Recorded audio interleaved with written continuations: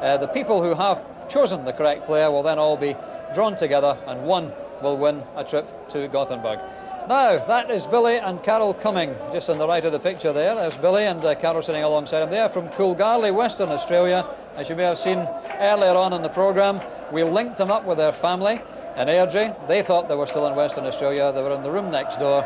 They've all been reunited, did a great night last night, and they're here to see the Tennent Scottish Cup final live. Lovely story, and they perhaps have mixed feelings about the result, because Billy, of course, is a Rangers fan, wife Carol is an Airdrie fan, so maybe that's why they weren't talking to each other at half-time. You don't see it changing though, Derek? I don't think so, no. I mean, there's always a chance. I mean, if Airdrie come out and really have a go, but I think on the other hand, Alex McDonald will be saying, hey, we're not going to be whipping boys here, let's still keep it tight at the back and not get a real doing. Difficult one really, because they can tighten it up and settle for a 2-0, or they can have a go and maybe go down 5-0. That's right. I think they're caught in the middle, as you say, but I think Rangers now will be so relaxed. You know, the pressure's off them. The ones Robertson coming forward all the time on the left-hand side, which he didn't really do in the first half. I think he'll be coming up the whole game. Gary Stevens at the other side will be coming down the park, and they'll put them under a lot more pressure. OK, well, the first 10 or 15 minutes clearly will be vital in the second half. Rangers leading by 2-0 in this Tennent Scottish Cup final. Let's rejoin Billy McNeill and Jock Brown. Thank you, Dougie, and a measure of the problems facing Airdrie for this second half. The fact that in no cup final since the war has any team come back in a final from 2 goals behind. In fact, if my memory serves me right, the last time it happened was 61 years ago, when Celtic came back from 2-0 against Motherwell and forced a replay, which they managed to win. So that's the measure of the task facing Airdrie for this second half. And the way the game was developing after the opening goal for Rangers, Billy, you can't see too much prospect of a comeback. No, I think it's difficult for Airdrie to change their tactics, John. The tactics they've used all season to pick up tight, to mark tight, to not give an awful lot away. They've worked for them. It's difficult to see how they can throw them aside and get a result, because if they go away from the marking game that they've played, they'll open up acres of space for Rangers, and the way Rangers have now started to play will be bad for them and very, very difficult indeed. It's a difficult one. In some ways I feel sorry for them, because they had performed very well in the early part of the game. It just looked when they were getting into it, they lost a goal, and the second goal was really down to good finishing by Alan McCoy, certainly, but some very, very indecisive defending. So there are no changes in either line-up for the start of the second half. John Brown has reappeared for Rangers, who carried that thigh injury for much of the first half, but was so determined to run it off. So referee Douglas Hope checks with his linesman. And Airdrie set off on this mammoth task for the second half of trying to retrieve a 2-goal deficit. And the ball immediately picked up by Spackman in midfield for Rangers. There's Paul Jack still in that sweeper role. And it will be very interesting to see what Airdrie do about this for the second half. They certainly have had a real tactical problem to resolve about how they change things to get back into the game. They haven't scored a goal against Rangers this season in the 4 league matches so far in the Cup. So it's going to be a tough task, and Owen Coyle is playing in an area of the field where the Airdrie supporters don't really want to see him back there in the left back position for the moment. They want to see him up attacking, trying to add to the 14 goals he scored this season. So Rangers with the remarkable record coming to this final, having lost only 1 goal in the run-up. That was scored by Phil O'Donnell for Motherwell in the 4th round at Ibrox. And John Brown running freely there, appears to have recovered from that thigh injury.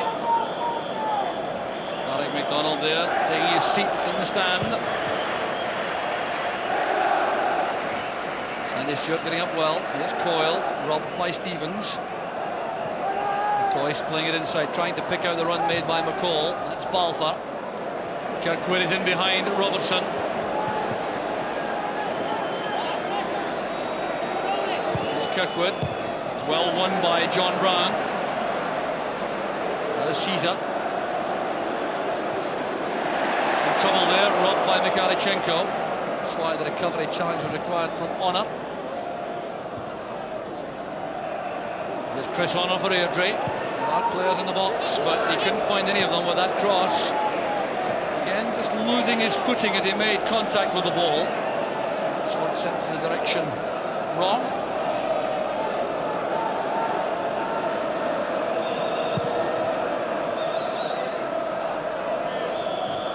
McCoy's headed on. Durant too deep to take advantage of that. And Walter Kidd lets the ball run. Well, he's sampled cup final disappointment already, Walter Kidd. 3-0 defeat when he played for Hearts against Aberdeen 6 years ago. A game which he didn't see ending because he was in the bath early. There's Durant. And now McCall. Mikalichenko's made a run. Has played into space for him, and it's well taken by Martin. Paul Jack was caught in two minds there. Sweeper, and it was John Martin who came to the rescue of Airdrie with some good decisive goalkeeping. An intelligent ball that from McCall, and Mikalichenko sportingly leaping over the keeper.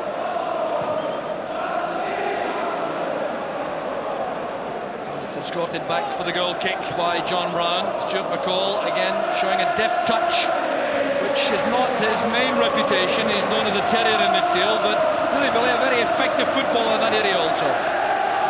Well, I think that Rangers have conquered the midfield now. We've not really seen an awful lot from Airdrie in that department. And certainly Stuart McCall has been the springboard for many of Rangers' attacks. Played some very, very good balls through into the channels to allow Mark Hateley and Alan McCoy to break away from the markers. And played the pass, which allowed McCoy to make it 2-0. Holding the centre of midfield was Spackman for Rangers. It's Hateley getting up.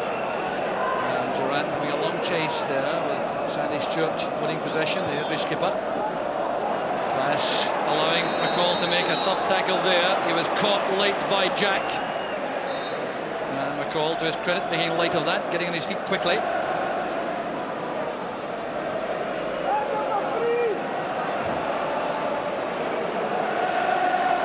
So a free kick to Rangers, and I wonder if Alexei Mikalichenko may fancy his chances left-footed from here. Only two in the wall for Airdrie, allowing John Martin a good look at the ball.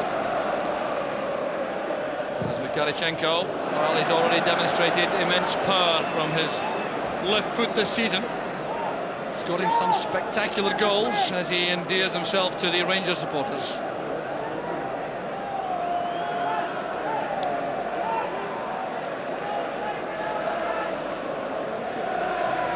So that's a look, a long-range look at the Airdrie end of the stadium, the uncovered east terracing. Up goes Spackman. McCall picking out Mikalichenko, yet another excellent pass which bounced at just the wrong place for the Ukrainian.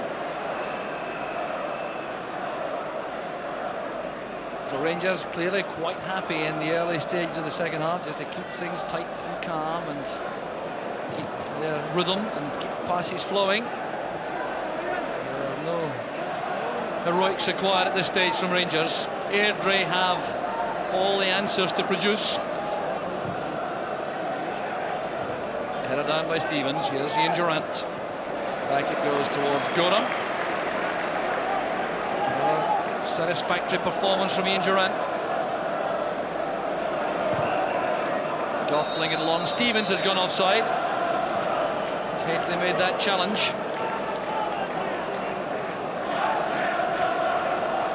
So Mark Hateley, the man who put Rangers on the road to victory with that goal in half an hour. Robertson's cross. Making goal number 23 this season for him.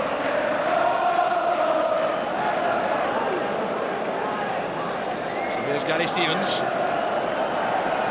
McCoy makes a run through the middle. He's offside. Allowed to run there by Kidd, whose experience told him that McCoy would certainly be flagged offside if the pass went into that area.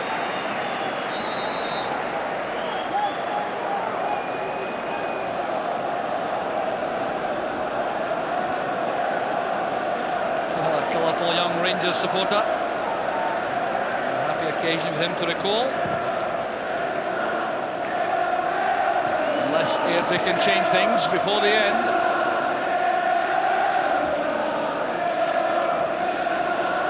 So it's out with Mikhalichenko, and now with Robertson. Here's John Brown.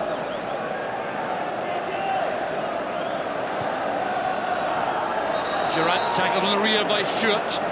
Heavy challenge that, and the free kick to Rangers. Taken shot to Durant. McCoy tries to come off Kidd. Well, no Rangers player able to take advantage of that dummy.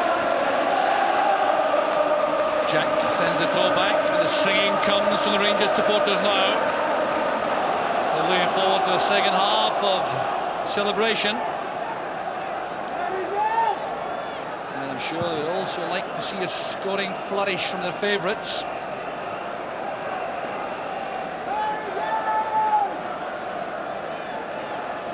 Jimmy Boyle beaten to that by McCall.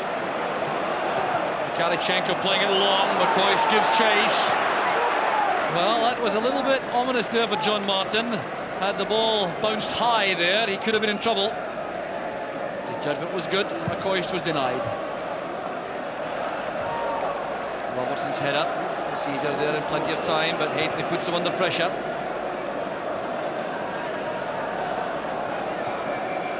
Well, Billy, if you were in the Rangers management team, what instructions would you have given at half-time? Well, I think the important thing is they have got to remember and keep their discipline. And I think more importantly, they've got to shorten the game a bit. They don't need the long balls now anymore. They want to keep the ball and keep nice short passes. Don't allow Airdrie any possession. But most importantly, to keep their discipline at the back and not lose a goal and let Airdrie back into it. Walter Smith not yet in celebration mood, obviously. Perhaps looking on anxiously there because Stuart McCall took a knock. A little exchange there with Jimmy Boyle when they're challenging for the ball a moment ago.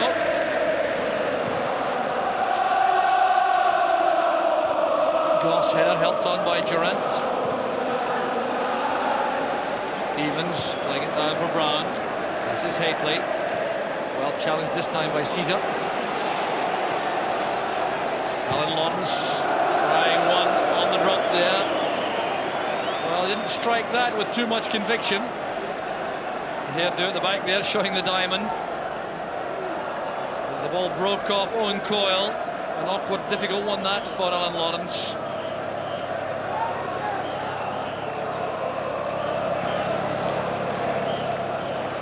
Alec MacDonald in the stand there.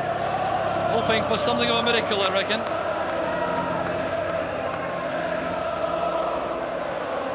Came off Stevens. 10 minutes of the second half gone, and the Rangers supporters going through their full repertoire of songs. Obviously, feeling no tension now about the eventual outcome. Durant was held there by Coyle. Free kick acknowledged by Coyle. McCall to Stevens.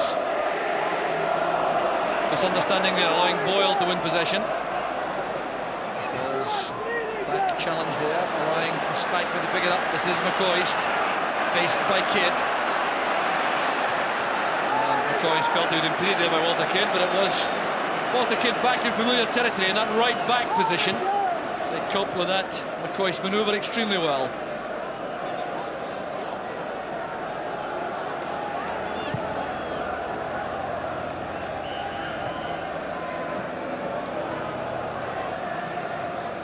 Stevens with a header.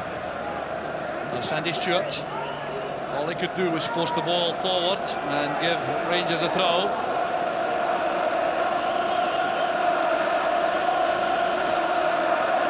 Bit of jersey holding there by Caesar perhaps, but there's no free kick given. Katie looks towards the referee in disbelief. Alford getting up so well for that. There's Kirkwood. Towards Coyle.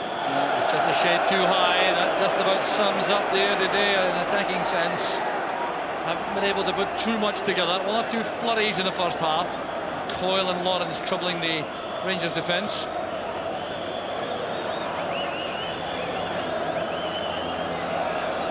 Knox standing there looking Fairly relaxed, in fact, in terms of the Scottish Cup final, extremely relaxed, I would say, at this stage.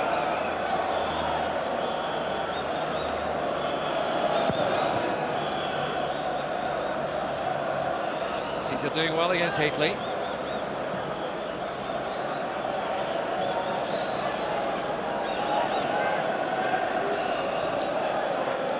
Stevens, well challenged by Sandy Stewart.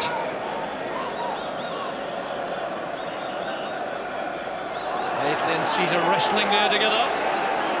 Hateley complaining to referee Hope, but complaining in vain. Caesar looks calm and unruffled.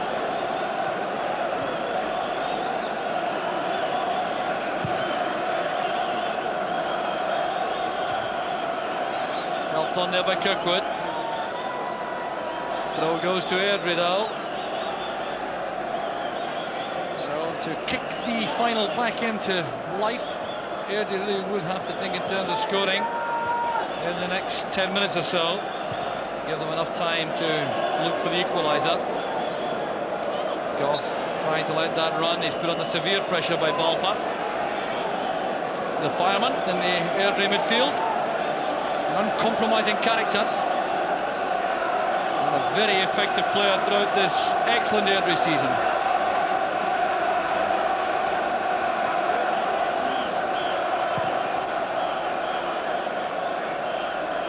It's helped on by McCall, but there's no Rangers player there to take advantage of that. So busy and effective in the Rangers midfield, McCall.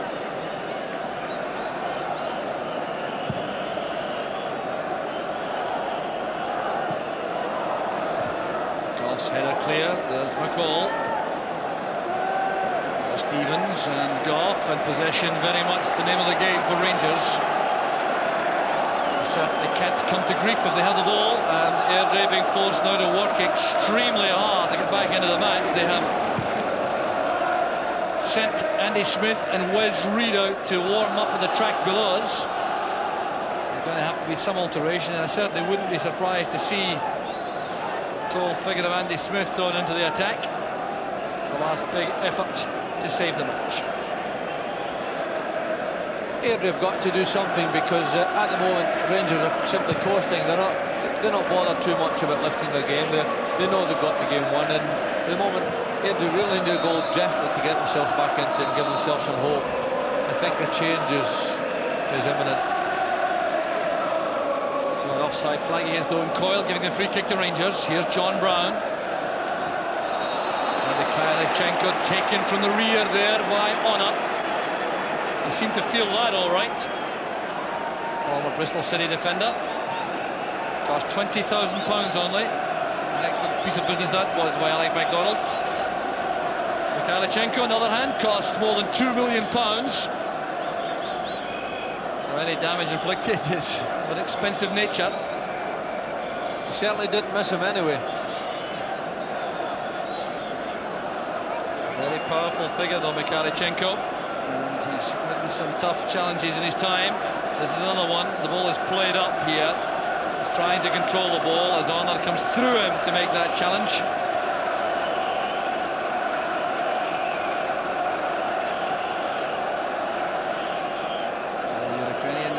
Feet. Some of the Rangers management team smiling there. The character Mikhailchenko. Lofted in by Spackman.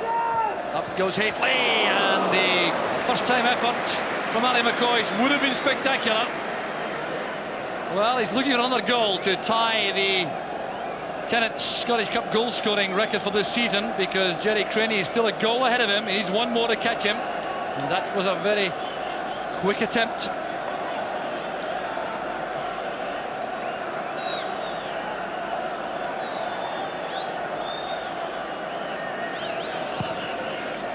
John Martin with that diamond formation in the back of his head. Visit the hairdressers this week, obviously. One or two of the Airdrie players showing their commitment to the cause. Spackman playing it along. That's too far ahead of Durant, though. Skidding off the damp surface. And McCoy's not only looking for his 5th in the tournament, but his 40th of the season, and what a fine record that would be for any striker, even though he's playing in the League Championship side. Yes, it's a magnificent scoring record, and we saw another indication of why Ali scored the goals, because that little head flick from Mark Haley almost gave him another one. He's very sharp inside the box, and you really have to mark him very, very tightly in there. And he's also prepared to miss, which is another great quality for a striker. McCall to Stevens. Good play from McCall. He appeared to be fouled by Boyle. The referee didn't think so, and he had a very good close-up view of that. So Richard Gough turning there to encourage his teammates to maintain their discipline and make certain that there's no slackness creeping into the play. Kidd misjudged the flight of that ball, but McCoy couldn't take full advantage. Jack playing it along, McCall coming in late there. He's been penalised. So there's going to be an alteration made by Airdrie. The next minute or two, they're going to bring on big Andy Smith. And he will replace... Well, there's someone certain who he's going to replace. It's going to be a change made with Alan Lawrence being withdrawn. I'll have to confess to being slightly surprised about that, because it means a change in the attacking pattern, of course, because there's no point in sending long high balls to Alan Lawrence, and that certainly is worthwhile with this man on the field. Former Peterhead striker, scored a hat-trick in the earlier round against Huntly. Goff's header. Here's Stewart, put under pressure by McCall. Goff beaten to the high ball by Balfour. Smith's first touch. Closed down well there by Stevens. Here's McCoist. Playing that into the path of David Robertson. Spackman's made the run through the middle. It's turned away by Paul Jack. Nigel Spackman playing with boundless energy again in midfield. Spackman, of course, in the losing side for Liverpool against Wimbledon 4 years ago in the FA Cup final at Wembley. Experience he doesn't want to repeat. Is Haitley helping it inside. Swept away by Kidd. Smith wins the high ball, but there's no teammate ahead to take advantage. Now Goff. Mikhalichenko. McCall. Too far ahead of David Robertson. But still no signs, Billy, that Airdrie have any ploy which can seriously trouble Rangers' defence. No, I think they've got a basic style of playing, and they find it difficult to alter that. They're still playing that man-marking game, sweeper in behind, and looking to catch Rangers on the break, which really hasn't happened very much. Sandy Stewart trying to lead by example, stopped by his opposite number, the Rangers skipper Richard Gough. This is Durant. McCall calling for the ball in the middle. McCall goes down as he collides with Coyle. Spackman's little flick on allows Gough to break. Spackman took a knock there from Balfour. There's Haitley with a very unusual attempt on goal.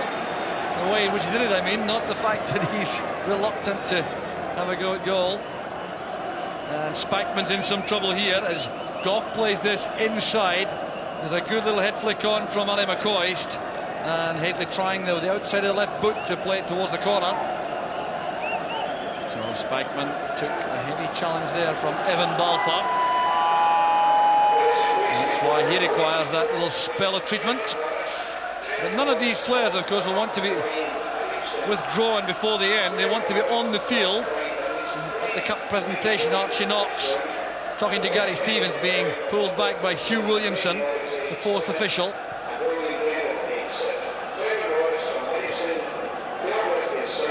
McCall, Durant, Spackman couldn't control that. Boyle was able to send it all the way back to his goalkeeper.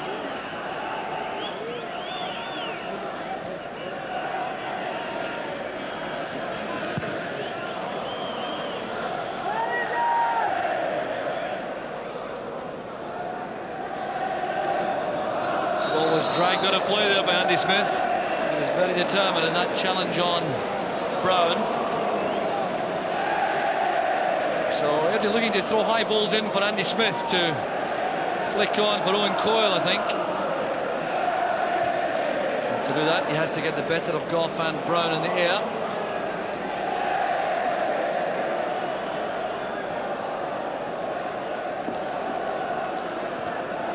This is Brown.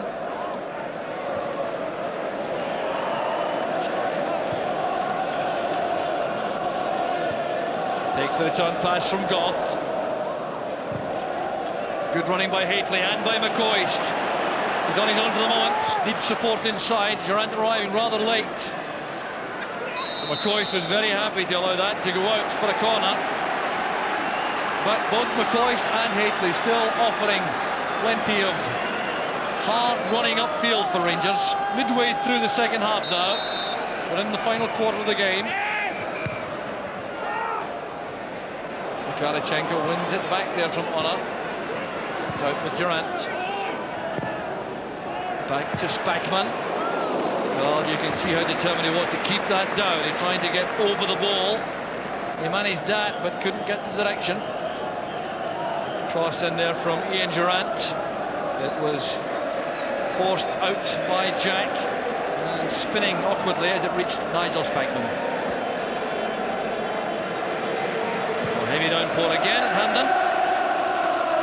Not dampening the spirits of these Rangers supporters, but adding insult to injury perhaps for the Airdrie fans of the East Terracing uncovered. There's Paul Jack. Headed on there by Balfa. Picked up easily by McCall. There's Durant. Stevens. First comes Hateley. Trying to turn away from Caesar. The throw goes to Airdrie.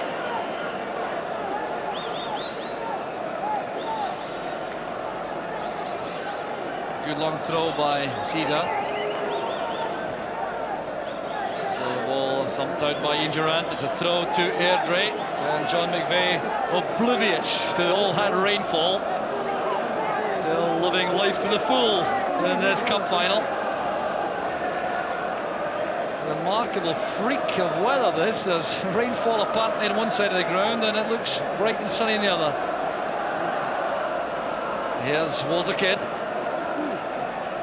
Up goes Robertson. Here's Mikhalichenko. Robertson hurried into that clearance, playing it off Kirkwood.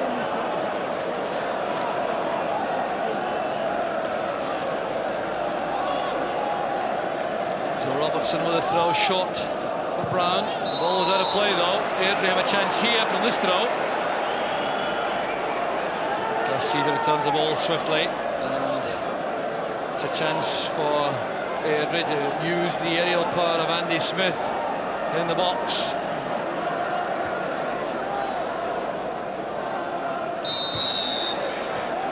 So a bit of nudging going on as the ball was in the air. Evan Balfour has been penalised, even although Brown won the high ball. Well, Balfour still enjoying himself despite the scoreline, which is Airdrie 0, Rangers 2. We've had 25 minutes in the second half of the 10th Scottish Cup final. 20 minutes left for Airdrie to work a miracle. We are entering a phase of the match where fatigue is liable to set in. It's too high for Hateley. But the Airdrie players really, Billy, have been forced to work so hard they could begin to struggle in the late stages. Well, they can take a lot of credit from the game in the sense that they've made life very difficult and very awkward for Rangers. It's unfortunate for them that both goals that they lost were parked down to little errors and little mistakes, but certainly they have worked hard. They've made Rangers' task difficult, and perhaps that's why it's not the spectacle that we all had hoped it might have been. There's Gary Stevens. He scored that spectacular goal against St Mirren a week or two back, looking to get his third of the season. So it's a throw to Rangers, which Stevens will take, and quite apart from winning the cup, which is obviously the single most important thing, Rangers will want to do so in some style, and they certainly have the opportunity here because they have lots of possession. They have a team which is justifiably beginning to tire against them.